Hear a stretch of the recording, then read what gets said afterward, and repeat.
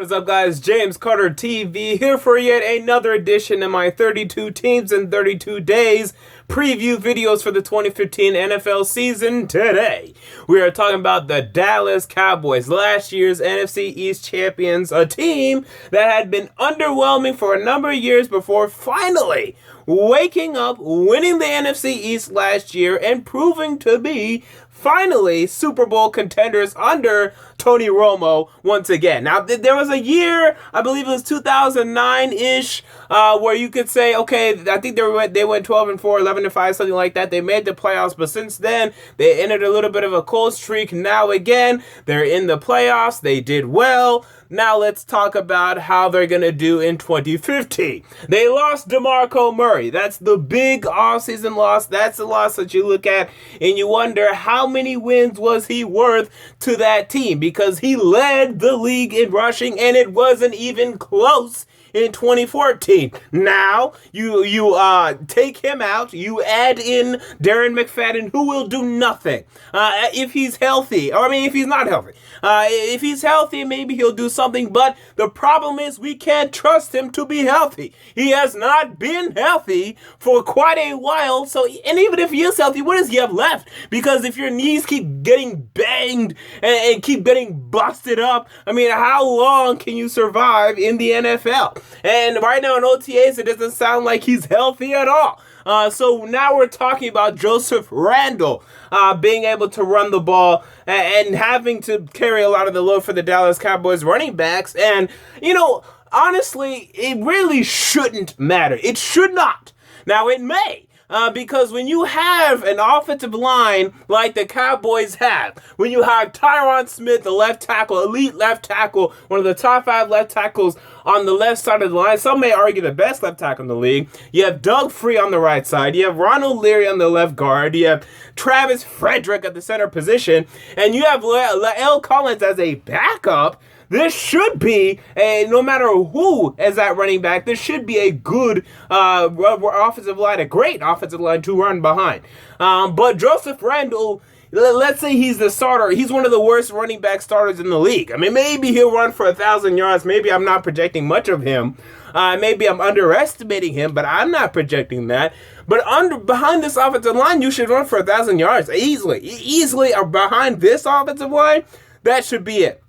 Now, that's the strength. I give strengths and I give weaknesses. That's one of their big strengths. The other strengths, quarterback. Tony Romo finally solidified himself as a top 5 quarterback last season. We'll see whether or not that can continue it. He was helped a lot by that offensive line. Some plays he'd have 9 seconds to throw the football out. But he played great. And I think, again, he solidified himself as a top 5 quarterback. And years past, we'd be asking the question, is Tony Romo a top 10 quarterback? Now, that's not even a question. The question now, is he a top 5 quarterback? And in my estimation, yes. The play, he was the best quarterback last year to me. He was better than Aaron Rodgers. He was better than Ben Roethlisberger, better than Tom Brady, better than Peyton Manning. He was the best last season. And I thought he should have been in the MVP discussion more than he was. But because DeMarco Murray did what he did, and because Dez Bryant did what he did, that was taken away from Tony Romo. But I think Tony Romo had a worse defense to play with than Aaron Rodgers had,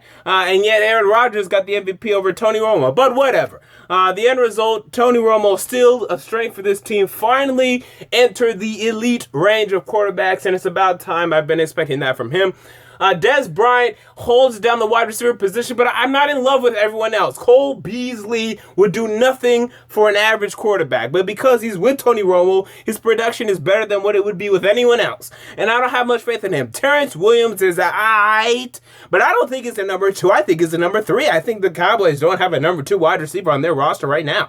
And they drafted Devin Street, last year. He did absolutely nothing. There's no reason to believe he'll progress and turn into that number 2, because I don't think they have a valid number 2. I think you're throwing Cole Beasley as a number 3. I think he's a number 4. I think you're throwing Terrence Williams, who is still young. This guy was drafted in the 2013 NFL draft. He can progress into a number 2, but right now he's not. I think he's a number 3. I think you don't want him to be out there the majority of the time, but he is. So there you go. Which is why the Cowboys had to re-sign Dez Bryant, and they re-signed Dez Bryant. So good for them. Or, yeah, they did resign Dez Bryant. Okay, defense. Let's talk about the defense. And they needed to make improvements, and they did. Signed Greg Hardy, who, lucky for him, got his suspension reduced from 10 games all the way down to 4 games. That's going to be huge. 12 games from Greg Hardy, who is, when on the field, and when he has his mind right, one of the top 5 defensive end, 4-3 defensive ends in the NFL. He's great at what he does when he's healthy. Drafted Randy Gregory out of Nebraska. What will you get from him? Is his head on straight? If he is, that could be a good piece for them. They had Anthony Hitchens, who they drafted last year. He didn't do much of anything. Maybe he'll progress into something. Tyrone Crawford on the defensive line as well.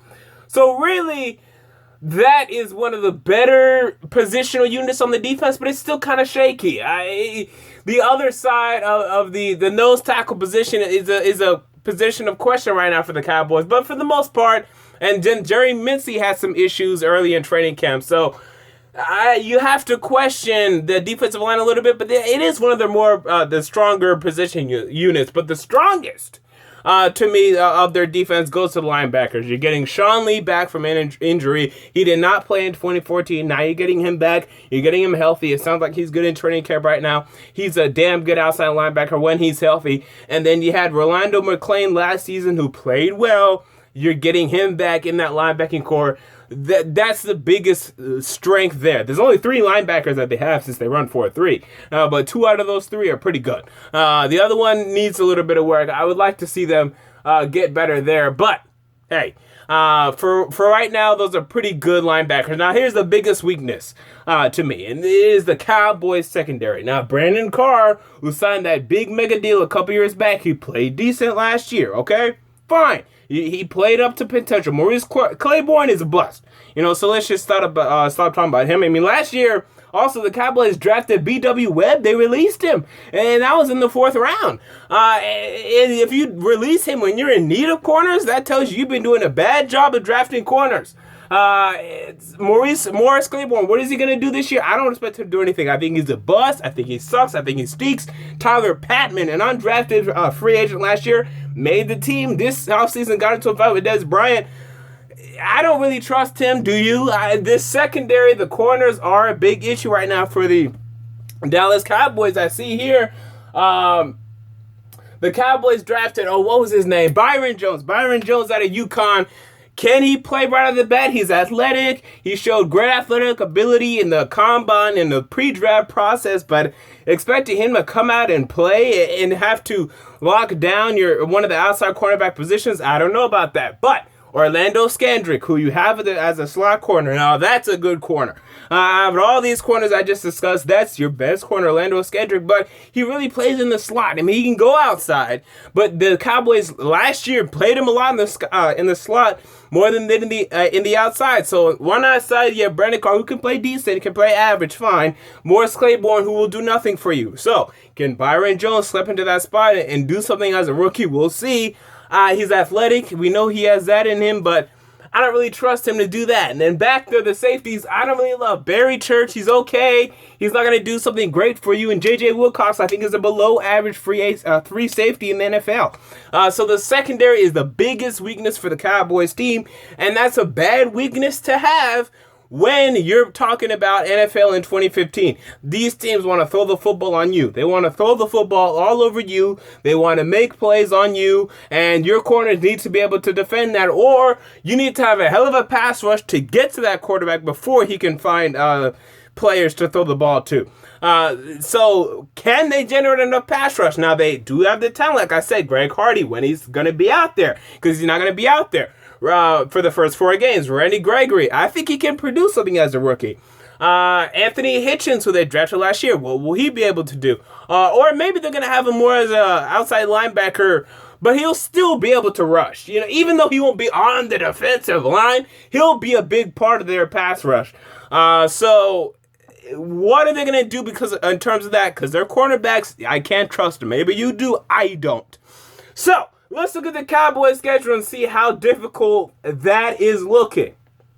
Obviously, they're in the NFC East, which I think is going to be pretty decently manageable this year. People are expecting the Giants to do really good, and I get it. It's a lot due to the Odell Beckham hype, but their defense is still very questionable to me. I see the Giants being about a 500 team, so that's not a big question for me. The Eagles got Sam Bradford, who will not stay healthy. So Mark Sanchez will eventually start every other game for the 2015 NFL season, and then from there we can have a discussion about how good the Eagles are going to be. But having Mark Sanchez as your starting quarterback is not a very good omen to have. And then the Washington Redskins, I think they're in big trouble since their coach does not even like the quarterback that he's starting. So I think that the Cowboys are in a good position in the NFC East. The NFC East is not looking like a scary division in 2015 to me. And then you have the Cowboys facing the AFC East, which a lot of people like the AFC East, and I kind of understand that. I think there's two teams you got to look out for, and that's the Patriots, and that's the the Patriots and the Dolphins. That's who you really gotta have to watch out for. But the Dallas Cowboys are facing the New England Patriots in Week 5, which is a game that Tom Brady right now is scheduled to miss. This is huge, and it's in Dallas. So you're getting a good break there because the Cowboys can beat a Jimmy Garoppolo-led Patriots team. They can do that. They will do that. I'm already going to go ahead and say that. So one of your hardest games this season, you're lucky. You're facing a backup quarterback. Good for you. So the AFC East might be trouble because you're going to Miami. But besides that, I don't have much faith in the Buffalo Bills as many people do. I think your quarterback is a big proponent of how many wins or losses you're going to have this season. And they have the worst quarterback position. Or not the worst. No, it's the worst. It's at least 31st or 32nd in the NFL. Let's give it that. Josh McCown is pretty freaking bad. And so is Brian Hoyer. But I know, screw it, the worst. You have the worst position, a quarterback position in the NFL in the Buffalo Bills. Good luck putting up points. That's all I'm going to say. I'm about to make a whole video about the Buffalo Bills about that. So you have to go to Buffalo. I don't care because I don't think the Bills are going to do very well. And then you're hosting the New York Jets.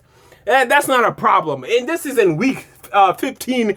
Geno Smith may not even be starting by then. So hey, you guys could easily go 4-0 against the AFC East. I say 3-1. I say you lose in Miami because I like Miami this season. But 3-1 or 4-0 in the AFC East, AFC is not a problem. Now, your divisional matchup, the NFC South.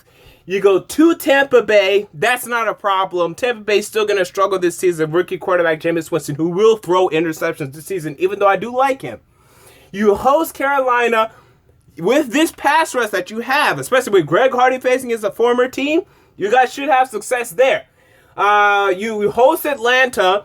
Atlanta doesn't do too great on the road. That should be a win there. But then you go to New Orleans. In New Orleans, that might be an issue. Looking at 3-1, maybe 2-2 in the NFC South. I like the Cowboys this season. This is a manageable schedule. And because of that, I'm picking once again for the Cowboys to win the NFC East. I think they're going to win the NFC East. I think there's a manageable schedule for them, even though there are issues defensively, specifically in their secondary.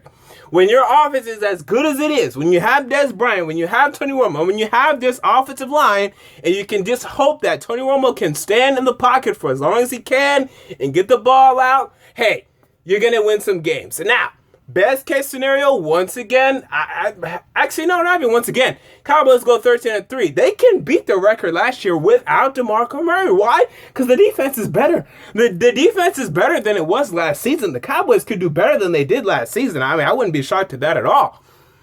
Worst case, I don't know, Tony Romo.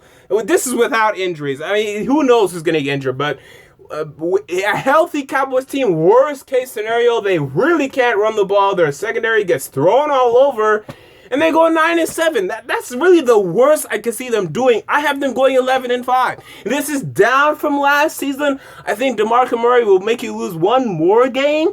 But the defense improved. They're probably going to go 12-4 again. But the Cowboys have these games. And Cowboys fans, you know this.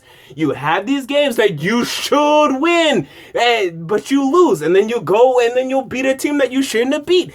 So it's really hard to pick a Cowboys prediction. But I'll go with 11-5. Easily winning the NFC East. I think they'll easily win the NFC East. I don't see another team in the NFC East that will challenge them. But they'll lose to the Giants for some stupid reason. They'll lose to the Eagles for some stupid reason. And then 3 more games beyond that. But I like the Cowboys. I like them to win the NFC East again. I like them to go 11-5. How far will they go in the playoffs? Well, you'll have to wait for my playoff video for that. Until next time, James Carter TV, I'm out. Peace.